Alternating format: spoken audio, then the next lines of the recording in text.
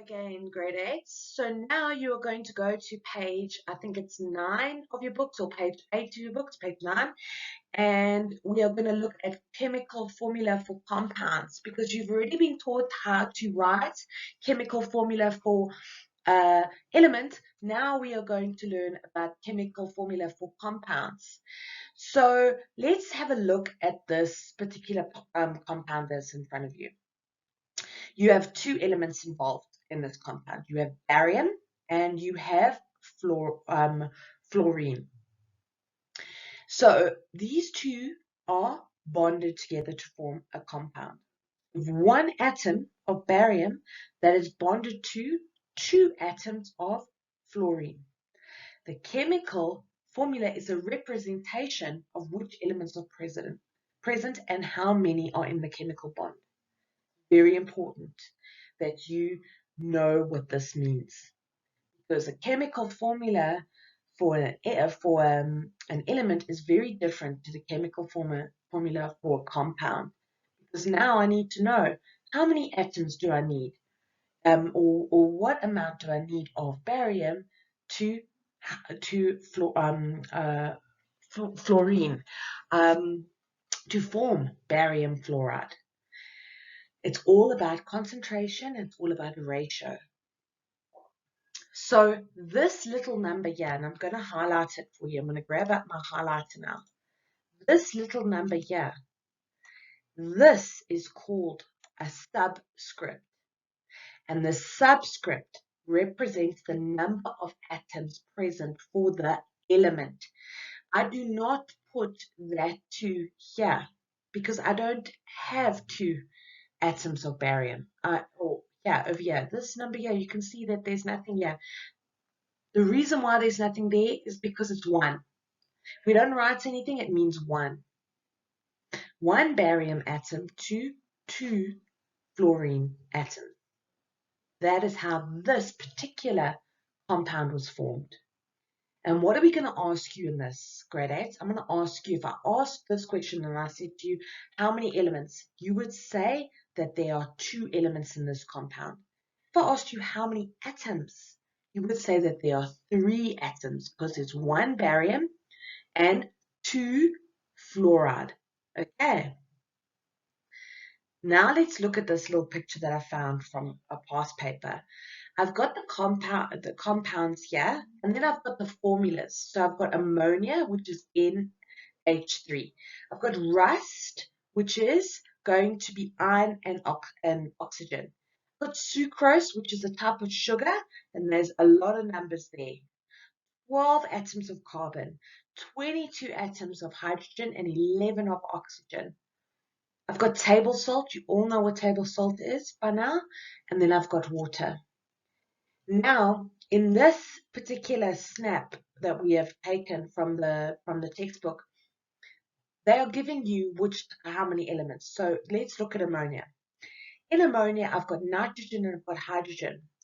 I've got 3 hydrogens to 1 nitrogen. Therefore, how many atoms do I have? I have got 4 atoms. If I had to write this down, you guys can write this down. Let's try and write it down with my mouse. I might not be great at it, but let's try. So there's going to be 4 atoms here. If you wanted to write this down on an exam pad, you can, and then just make a heading and say atoms. Here we've got rust. Like I said, it's iron oxide.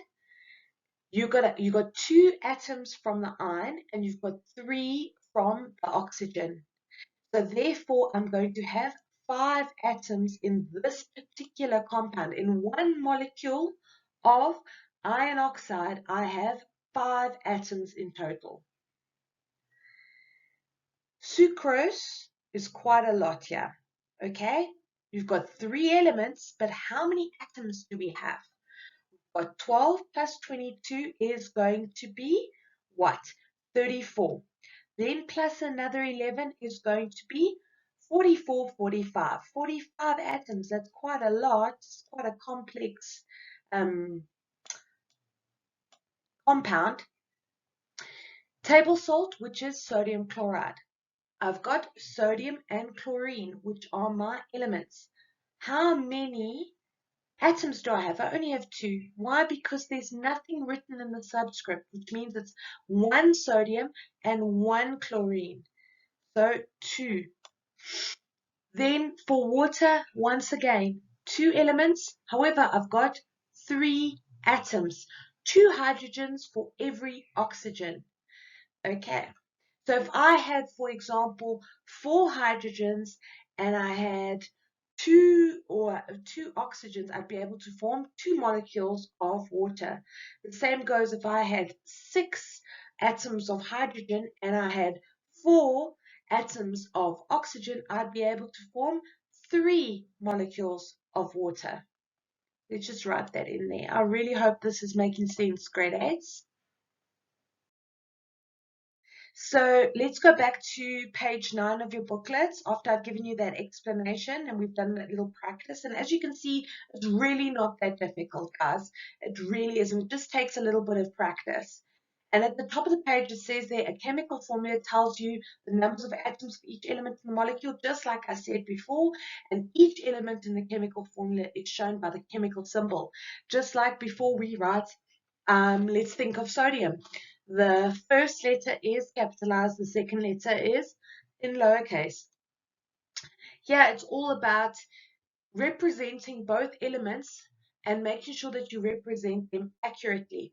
So the particle picture for water is going to be a Mickey Mouse, and the formula is going to be H2O. Hydrogen, fortunately, has only got 1 letter. It's not like it's HA. If it was HA, if water's formula was HA2O, it would be capitalized H, small a, and then a subscript of 2 below, and then the 0, which would be capitalized again.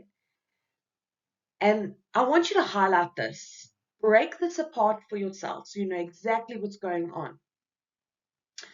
At the bottom there, you need to, it's made you write this again in the notes. So you need to actually say there that it's the number of atoms of each element. Each element, that's the key point. It's not one particular element, it's each element in the molecule. Otherwise, it's not accurate and it is not reliable.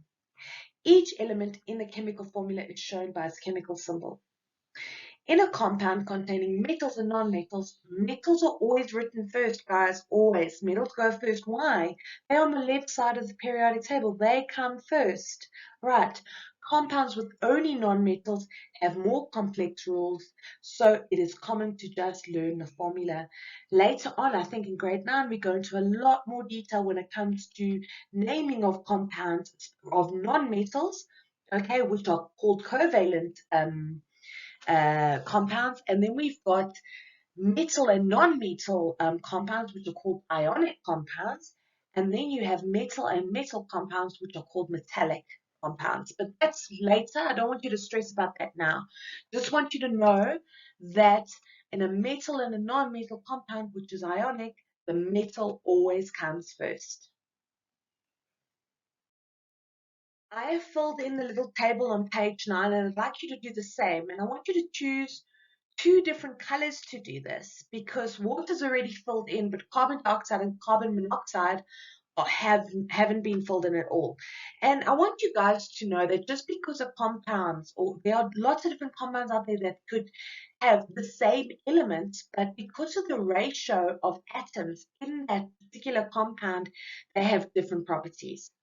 So carbon dioxide is, we breathe carbon dioxide out every single day because we are breathing oxygen in and we are exhaling, or we are breathing out our carbon dioxide. Just like plants use carbon dioxide, and what do? During photosynthesis? They are generating oxygen. Carbon monoxide, on the other hand, is a very poisonous gas. So if you are in contact with that, it would be very, very dangerous for you. So can you see how one atom makes a very, very big difference? Anyway, let's look at our particle diagrams. I want you to learn at grade 8 level to just draw the linear version of a particle diagram or of a compound. So carbon dioxide is made up of two elements, carbon and oxygen. So in this particular example, the di means 2. So then I know that I have 2 oxygens and I have 1 carbon, CO2. Therefore, my carbon is going to be the red dot and my oxygen is going to be the blue dot. I'm going to have 2 different elements in this compound, but I've got 3 atoms in 1 molecule of carbon dioxide. Let's look at carbon monoxide. Mono means 1. So I've got 1 carbon and 1 oxygen. They are bonded together. So my chemical formula is just going to be CO. You don't need to put a subscript there. We already know that there is a 1 there. As long as it's just 1, we don't write anything. If it's more than 1, then you are going to write 2, 3, 4, 5, whatever is involved in the compound. So please fill this little table in, and then we'll go on to the next step, which is, I think the last thing on that page is diatomic molecules. Unfortunately, you guys are going to have to learn those diatomic molecules off by heart. So let's just go quickly through these. This is quite easy. It's quite, it's very, very quick. We've already done this in the previous videos where I've asked you to actually highlight them on your periodic table. But what you will notice that in each of these diatomic molecules, you will see that the subscript is 2. Why is the subscript 2? Because they exist as 2 atoms. It's telling you that there are 2 atoms in that particular molecule of oxygen or molecule of nitrogen. So I want you guys to just highlight this section, make sure that you know where they are on your periodic table. Okay, most of them are in your halogens group, and most of them are going to exist as gases at room temperature, except for bromine, which is liquid at room temperature. Make sure that you fill, and iodine, obviously. It's not liquid solid. So just make sure that you fill all of this in, okay, and you highlight everything, and then we'll go on to the next slide and we'll let you know what you need to do for the rest of the period. So the last thing you have to do for this lesson is complete the table on page 10 of your books. And you need to do that in this time now. Hopefully you've been working through part 1 of the video of lesson 3 as well as part 2 of lesson 3.